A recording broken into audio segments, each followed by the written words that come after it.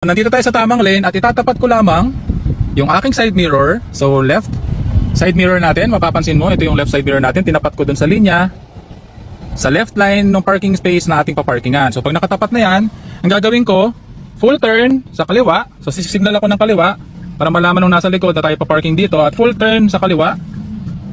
Ayan, kung mapapansin mo, slow moving dapat slow movement. Ayan. So dapat super slow. Pagka mga ganito na parang tatamaan natin sa sasakyan na nasa unahan, walang problema. Pwede kang mag-reverse para sigurado. Ayan. So kapag naka-reverse na tayo, correction lamang po yan para maipasok natin ng tama at ilalagay ko ulit sa drive yung ating sasakyan sa parking space na ito. Okay? So key is move very slow, controlled movement, at pwede na natin straighten up ang wheels pag nakapasok na po tayo sa parking space na ito. Ayan. So paano malalaman kung kailan ka hihinto?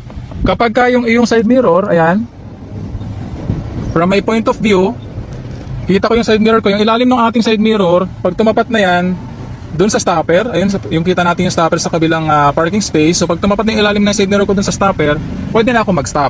Okay? And pwede rin naman natin obserbahan na kapag huminto na, or tumama na yung unahang gulong sa parking stopper ng parking space na ito, pwede na tayo huminto. Ayan, naramdaman ko tumama na yung unahang gulong natin sa park stopper.